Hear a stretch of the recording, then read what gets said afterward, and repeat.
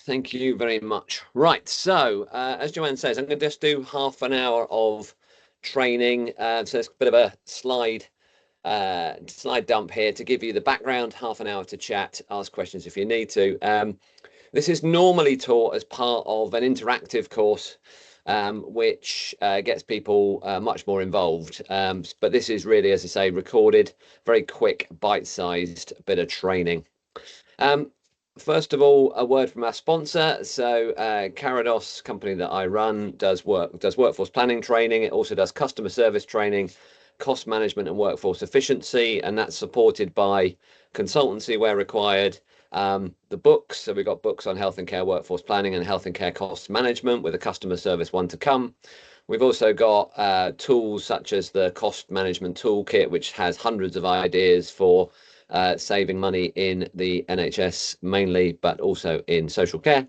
And those cards in the middle there, the workforce planning toolkit, which has loads of ideas for filling workforce planning gaps. Carados at the moment hosts the Association of Health and Care Workforce Planning, a free to join organisation. It is putting all of its training on workforce planning into the association, so it'll be available for free online, and that's what part of this is about. And it will be its own arm's length and not-for-profit company once we get some sort of funding to make it sustainable. Right, Joanne did a good job of who I am, but I spend quite a lot of time training in workforce planning and other topics. And from a workforce planning point of view, while looking at different approaches, I was the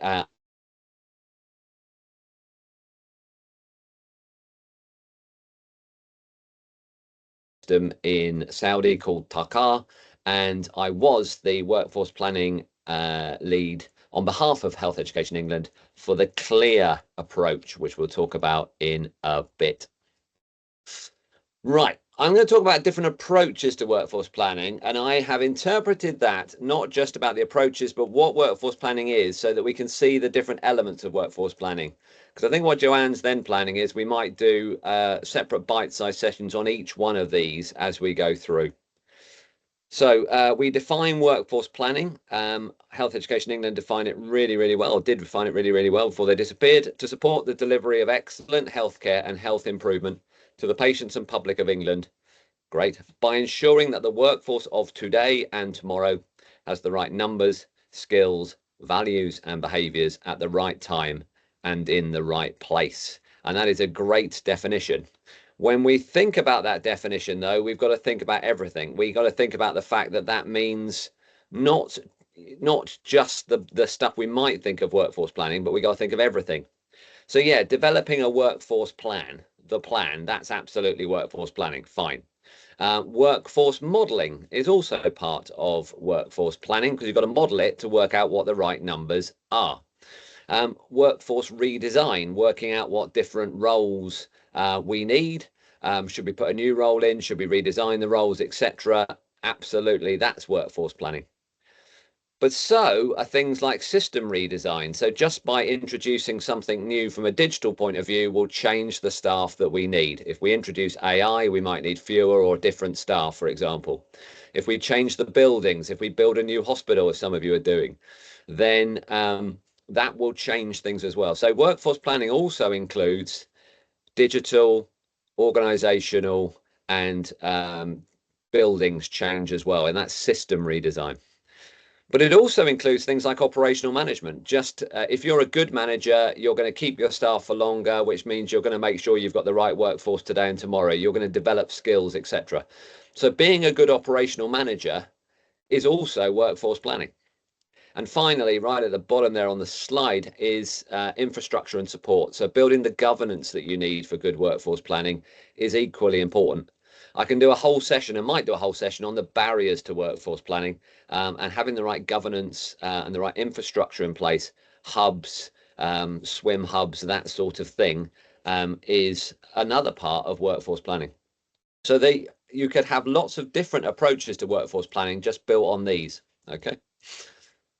It also said today and tomorrow. So workforce planning can be done from short to strategic timescales.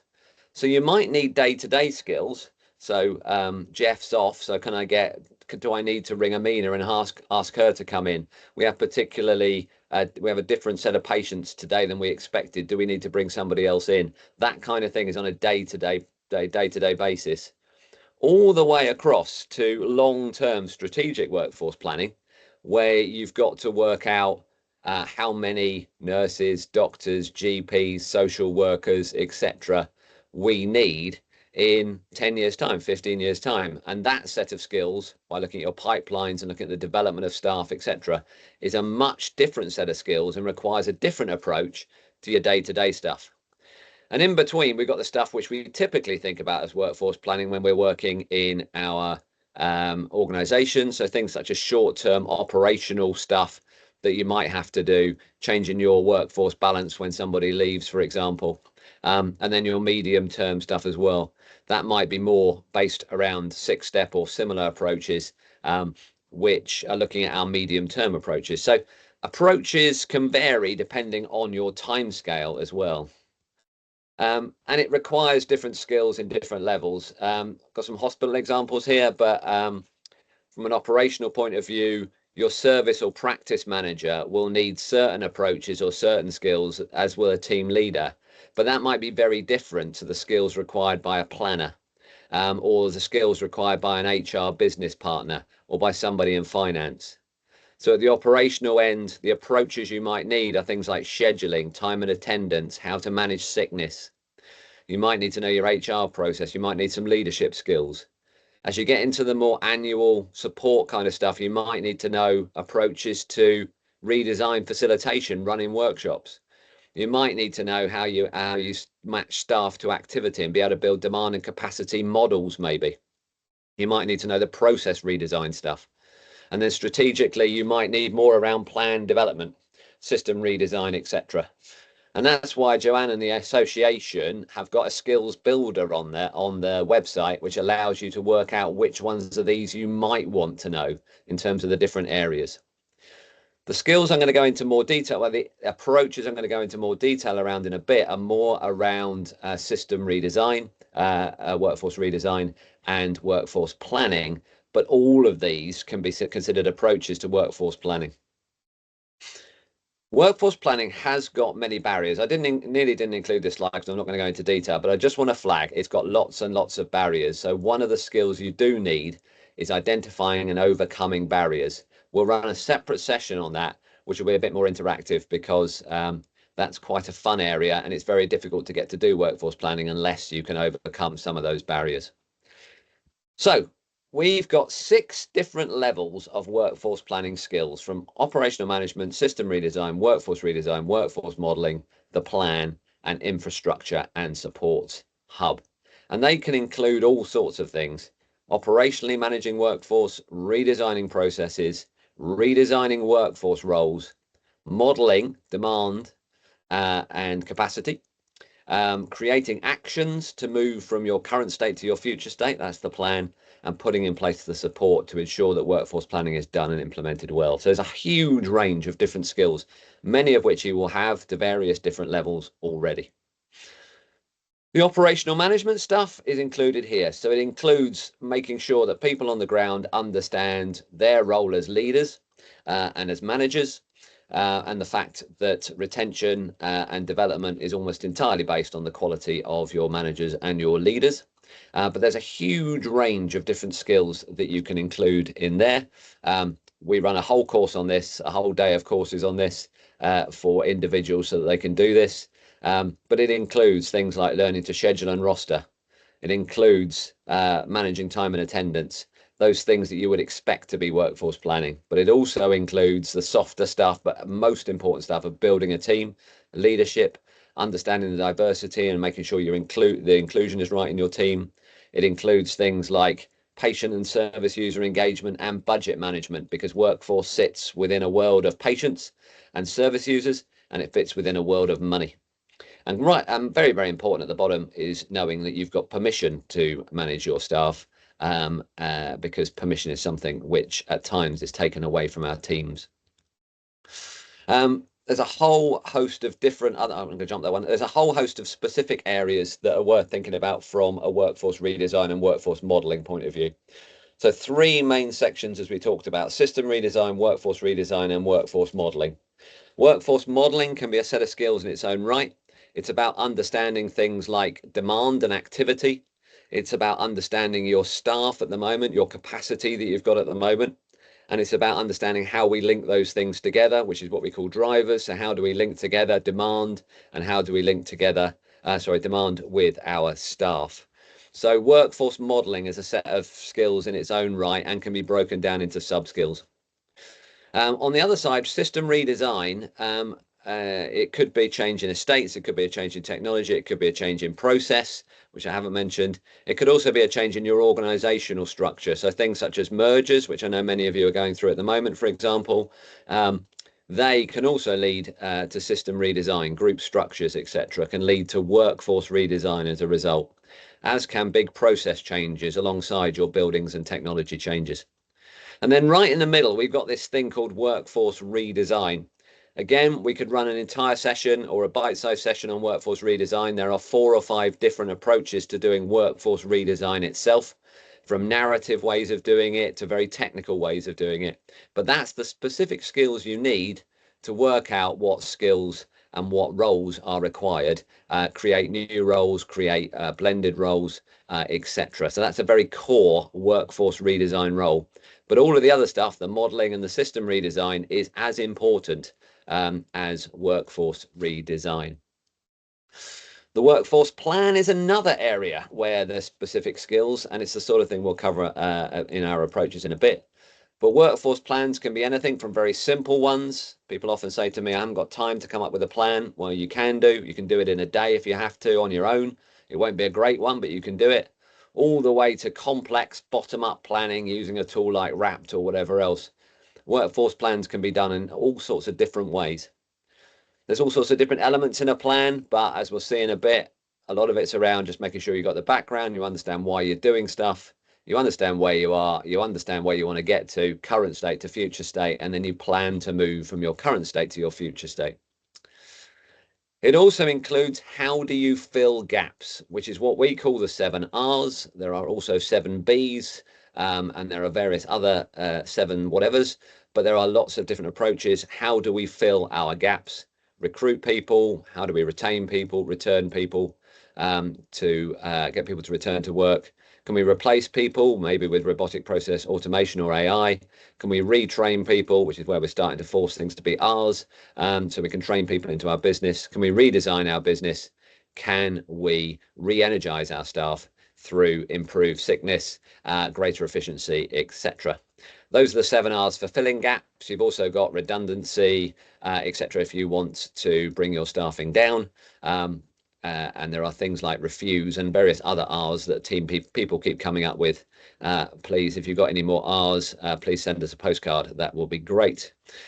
Considerations of workforce planning include things like understanding the size and scale of the plan. Do we want to do a tweak, or do we need to do a full redesign? Are there savings required? And if there are, therefore, does that change the scale of our planning? How urgent is it? Specifically also, is it linked to investment at a certain time? So if we can get investment to implement our plan in 3 months, then it better not take us 6 months to develop our plan, for example. It's also worth working out, is the answer even possible before you start? And where possible, focus on 3 big things in your plan rather than hundreds of small things. There's a whole set of approaches to workforce planning as well, which we'll do a whole session at some point on. Well, we'll do multiple sessions on workforce plans at some point. And then finally, in this section, there are multiple approaches to infrastructure and engaging support. We have an approach called WRaPT Hub, which Fiona Lord, Amina, Jina, Joanne and myself developed, working at Manchester, but there's also one called SWIM, which was developed by, I believe, KPMG for Health Education England or NHS England. Don't see it around very much, but it was a good little approach, of which that little graphic comes from there. But this is all about engaging a massive amount of people in workforce planning, making sure you've got strong relationships, you are and you have a real plan as to how you're going to do stuff, and proper governance to make sure that you've got everybody thinking about workforce planning in a system. So those are the different elements of workforce planning, each of which could be an approach in its own right. What I'm now going to do, just very briefly again, just to rush through, is to take you through some different approaches to the core elements of what we would call workforce planning or workforce redesign. We have developed an approach called WRaPT. So there is a tool called WRaPT, I'll explain at the end, but it is a workforce repository and planning tool which allows you to model activity and workforce using this thing called drivers to develop your workforce for the future. When we developed that with Health Education England, the main problem was people didn't have an approach to actually implemented it. So Fiona, Amina himself came up with this approach, which is the WRaPT redesign approach, and is one of the approaches we'll talk about, and is one that we will provide training on. But in reality, it is a fairly simple, old-fashioned management consultancy project methodology. It basically says you start by working out your scope and you mobilize your team to make sure everyone knows what you're doing and you know what you're doing. It then moves on to understanding where you are currently.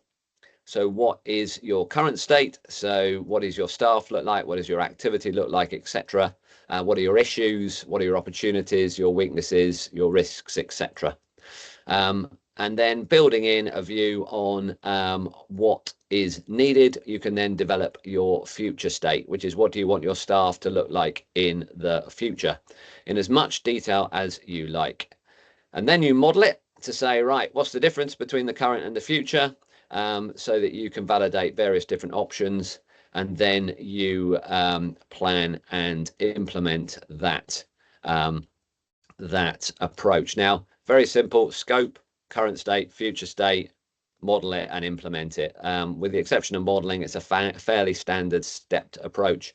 And actually, you can use this approach with any other approach that you've learned, funnily enough. So you can use it with 6-step, you can use it with Calderdale, etc. They use elements of it.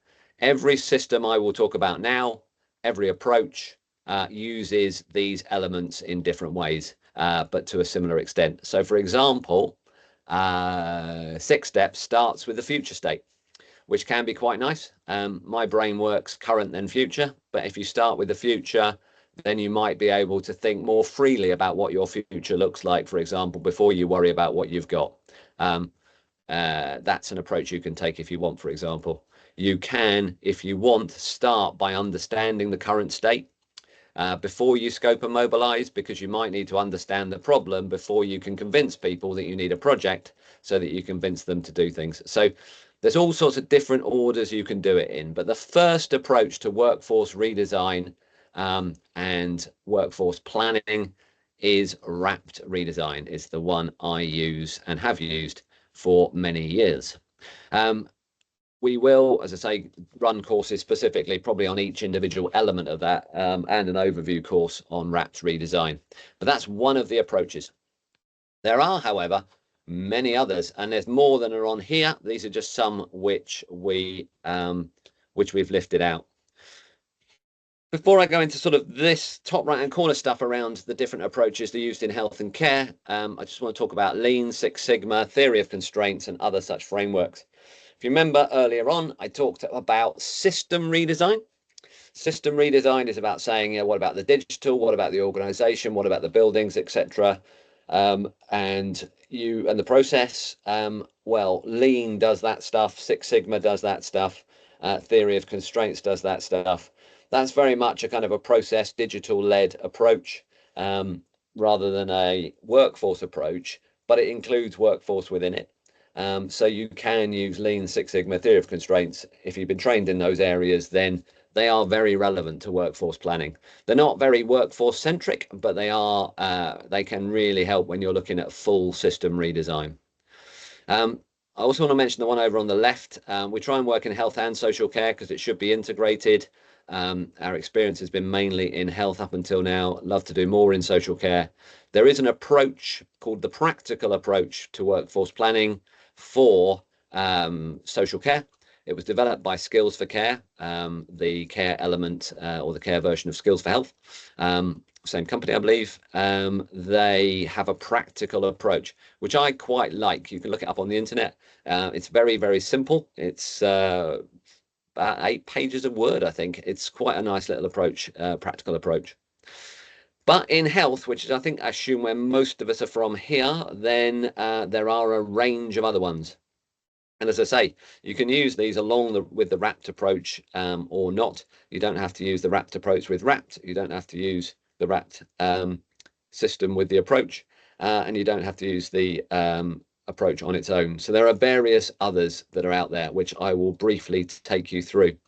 There is one out there called the Recipe for Workforce Planning. It is still available online. It was developed by Health Education England, West Midlands. It's one of those ones which is no longer developed, but it was developed many, many years ago. But it's not one I'll talk about now. It's not as live. And I have been told that population centric has now disappeared. That was a separate approach. But I still want to mention it because it's got quite a nice little element I want to pick up. So let's have a look at some of those different approaches in the remaining minutes. So the first one is 6 steps. 6 steps has got a great approach. There's loads of stuff on it. It's available for those of you in the NHS online through NHS Futures, I believe. I think I've got the link to it somewhere. We'll send out the links afterwards when I can find them. Basically, this particular one, you define the plan first. So you work out what is the scope, what is the purpose of the change, first of all, which is a little bit like mobilisation. You then map the service change that you're looking to see. So this is very much about the service, the system redesign. You then work out what workforce you want to meet that. So you define the required workforce, then look at what you've got at the minute, then develop an action plan to move from the past to the future, and then you implement, monitor and revise. So 6 steps is a nice little approach. It is the default workforce planning approach for health and care. It was considered that by Health Education England's workforce planning team, and I assume that's still the case within NHS England. So it is the big one. There is training out there for it, and it's worth a look. It includes workforce redesign, so it starts with the future state. It's badged as skills for health, actually, rather than skills for care. But e-learning is available on e-learning for health. There it is. And it's based around a service change generally, but you can use it for steady state planning if you skip a bit. If you already know that approach, then it's one worth learning. Simon Orr, who may or may not be on this call, also teaches this through the masterclass program for those of you that can access that. It's a nice little approach. Next one I want to talk about is the absolute big daddy of workforce planning for Health Education England. It's one of 3 workforce planning approaches which Health Education England developed over the past few years, and I was lucky enough to be involved with. CLEAR is the clinically led workforce and activity redesign approach. They are better at workforce planning than they are at acronyms. Says the man who developed the WRaPT acronym, but it is a great little approach. Well, it's a great big approach for clinical teams. It was designed for medics and clinicians, so nurses and others, for example, AHPs, etc. What it does is it takes people out of their current business for 2 days a week, give them a contract, certainly did, gives them a contract with CLEAR for that period, hosted by East Lancs, if that's still the same. So it gave you time to think about workforce planning. It then had some massive big data review. So lots and lots of really good looking at data to really get to the nuts and bolts of what's going on with workforce and the process. There's a big focus on innovation. And then it develops a set of recommendations and a plan off the other end of it. It is a business case ready plan at the end of it. It is a great approach to take, especially if you are medical. As I say, it's one of 3 workforce redesign approaches. It's really about developing skills. As I say, it really develops the clinicians. They tend to deliver 1 or 2 projects while they're doing it. It has identified significant results where it's been used. It is proven to be cost effective and high impact. It's had analysis done by Jack Mullender, for example, looking at the impact of it. It includes service and workforce change, which is good, and it includes a lot of data. Now that takes time, but it does engage clinicians and it results in massive information to support a business case. Issues with it, it can take months to get the information governance sorted out at the start of things. So it's not very pragmatic. It requires, or certainly did require, you to get that in place at the start. It is also quite expensive. So it's owned by 33N, which is a company. Projects and development, it says there 150,000. I think it's now probably closer to 250,000. The full approach is expensive, but it has big impacts. It also tends to be used in niche areas rather than big areas. It's better used in small, intractable areas. But where you want clinical engagement, and where you want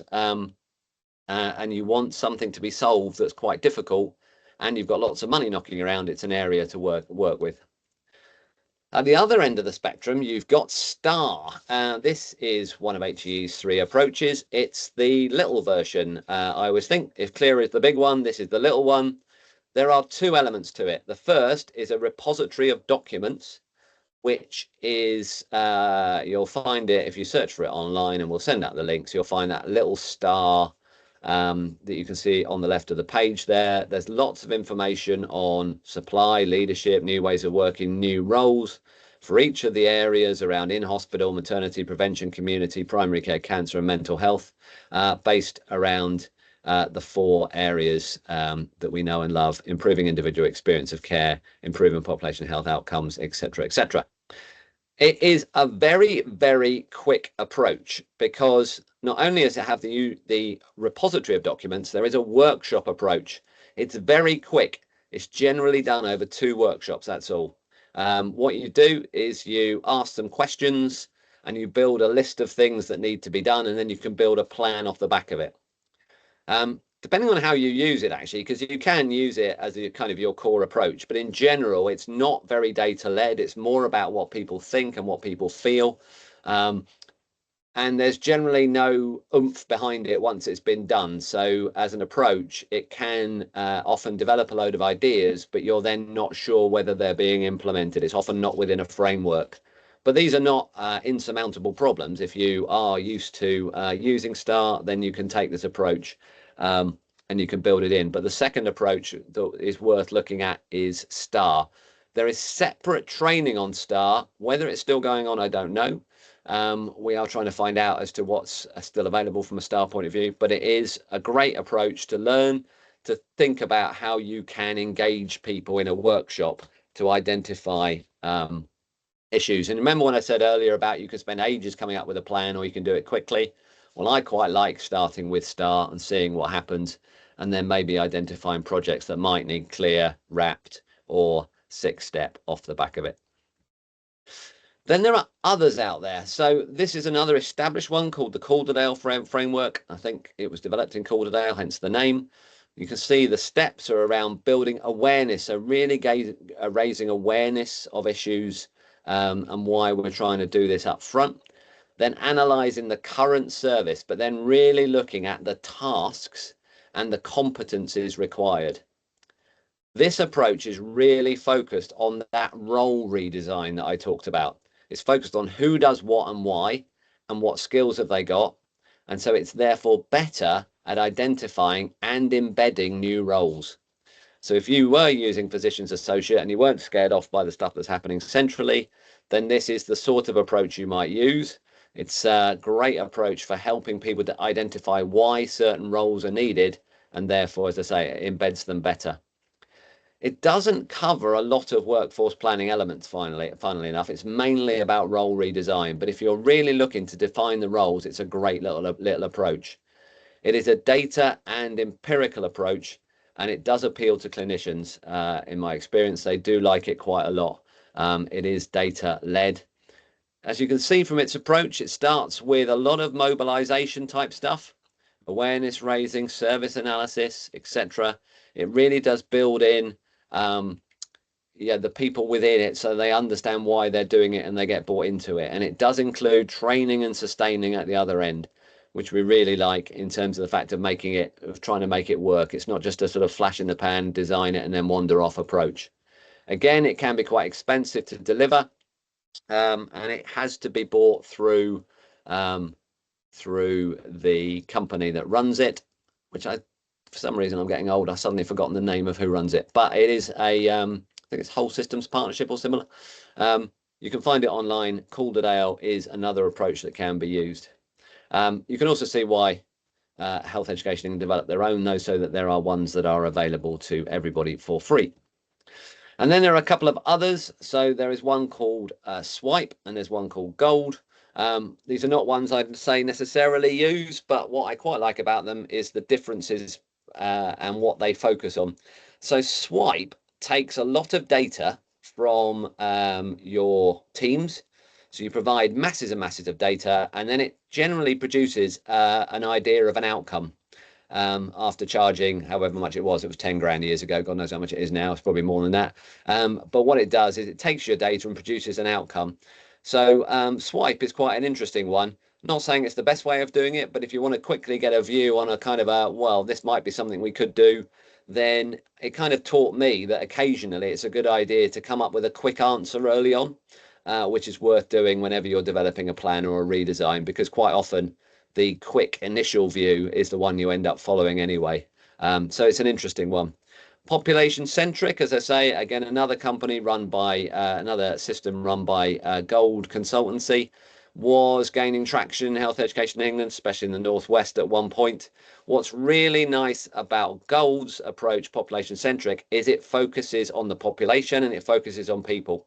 And we really shouldn't be doing workforce planning or workforce redesign without thinking about the impact on the population, thinking about the impact on service users, and thinking about the impact on our staff.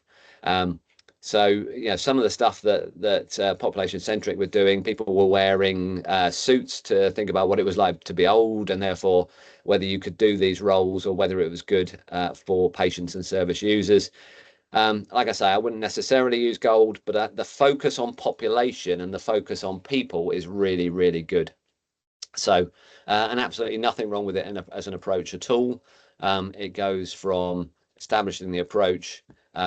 It goes from gap analysis, redefining the roles, defining the skills, the knowledge and the competency levels. It's really, really good for workforce redesign, as I say.